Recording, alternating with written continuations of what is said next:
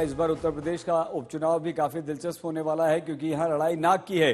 लोकसभा में बीजेपी के खराब प्रदर्शन के बाद विपक्ष के हौसले बुलंद हैं, लेकिन सबसे बड़ा युद्ध अयोध्या की मिल्कीपुर सीट को लेकर है।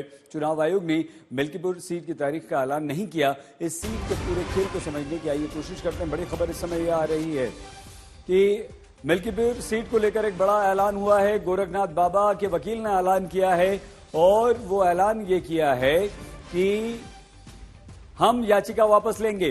गोरखनाथ बाबा ने ही यह याचिका डाली थी चुनाव हारने के बाद अवधेश प्रताप सिंह के खिलाफ, और उस याचिका को उन्होंने वापस लेने का निर्णय किया है। मतलब ये कि क्या अब ये हो सकता है कि मिल्कीपुर पर भी फिर से चुनाव आयोग तारीख का ऐलान करे, और इसी कारण से चुनाव आयोग ने तारीख का ऐलान नहीं किया था। मिल्कीपुर में हाईकोर्ट में मामला लंबित होने के कारण तारीख का ऐलान नहीं हुआ था। पूर्व विधायक गोरखनाथ बाबा ने 2022 में आम चुनाव को लेकर हाईकोर्ट में रिट दाखिल की थी,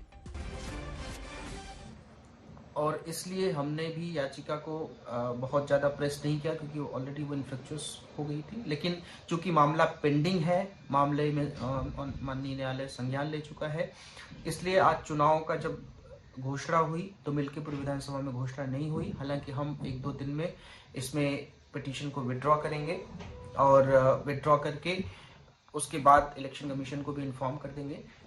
और दूसरी बात जो मैं देख रहा हूँ सोशल मीडिया पे कि बहुत सारे लोग इस बात को बहुत गलत तरीके से कर रहे हैं कि मिल्कीपुर से बीजेपी डर गई इसलिए वहाँ पे अनाउंस नहीं हुए। तमाम तरीके की बातें कि दिल्ली के साथ चुनाव होंगे और तमाम तरीके की बातें, तो बिल्कुल ये नहीं है। इलेक्शन कमीशन की अगर आप पीसी सुनिए तो उन्होंने बिल्कुल साफ तौर पे कहा है, और हम जल्दी ही इस पिटीशन को 1-2 दिन में जो भी समय लगेगा इसको विड्रॉ करेंगे। विड्रॉ करके उसके बाद माननीय इलेक्शन कमीशन को भी हम इन्फॉर्म कर देंगे, क्योंकि अब इस पिटीशन को प्रेस करने का भी कोई मतलब नहीं है, क्योंकि हमारी जो याचिका थी, जो हमारे प्रेयर्स थे, वो इनकी सदस्यता रद्द करने के लिए और बाबा गोरखनाथ को वहाँ से विधायक मनोनीत करने की याचिका थी।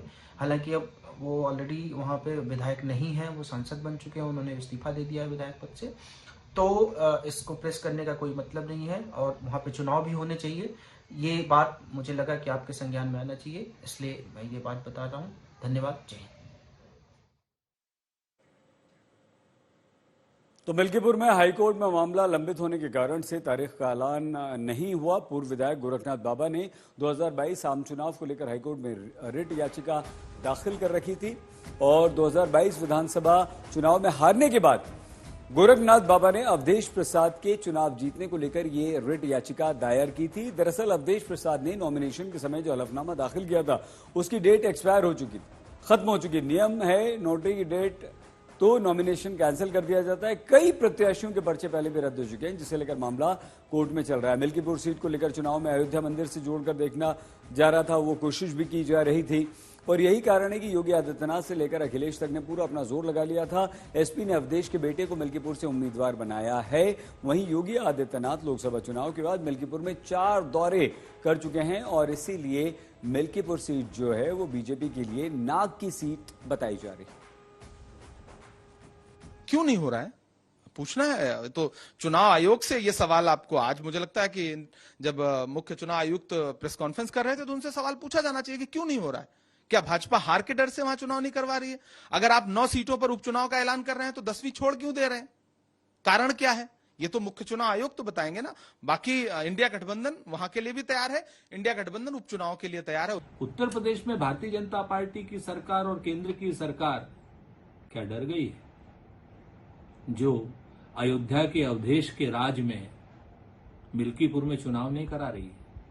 क्यों नहीं करा रही है उपचुनाव? बाकी जगहों पे आपने 9 उपचुनाव कर दिए, और याद रखिए 9 की 9 सीटें इंडिया अलायंस जीतेगा। आइए सीधे लखनऊ कुमार अभिषेक हमारे संवाददाता के पास आपको लिए चलते हैं। अभिषेक, चुनाव आयोग ने तारीखों का ऐलान किया और उसके तुरंत बाद ये याचिका वापस लेने की बात आ गई, कैसे समझें इसे? देखिए सही, निश्चित तौर पर एक कंफ्यूजन बन रहा था, कंफ्यूजन शुरू हो चुका था कि आखिर मिल्कीपुर को क्यों रोका गया, क्या बीजेपी डर गई, इस तरह के सवाल विपक्ष उठा रहा था और उठाना लाजमी भी था।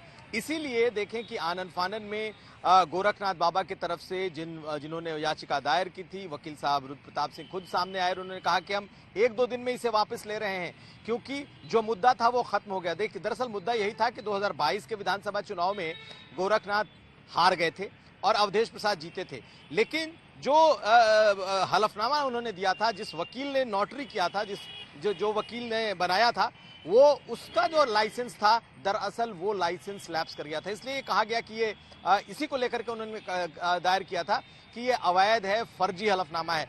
उसी की सुनवाई चल रही थी और आज जैसे ही इसका ऐलान हुआ, गोरखनाथ बाबा भी एक तरीके से सामने ही आ गए अपने वकील के माध्यम से कि भाई हम भी चुनाव चाहते हैं, इसलिए जल्दी से जल्दी हम इसे वापस ले रहे हैं। तो कुल मिलाकर के ये कुछ घंटों का कंफ्यूजन है। मुझे लगता है कि अभी 1-2 दिन में इसे वापस लेंगे। उसके बाद चुनाव आयोग क्या इसी 13 तारीख को जब 9 सीटों पर चुनाव होना है उसके साथ ही ये कराता है या कोई अलग डेट देता है, ये देखने वाली बात होगी। लेकिन मुझे लगता है कि जिस तेजी से बीजेपी के तरफ से जो गोरखनाथ बाबा के वकील बढ़े हैं, लगता है कि आने वाले दिनों में शायद 10 की 10 सीटों पर चुनाव हो जाए।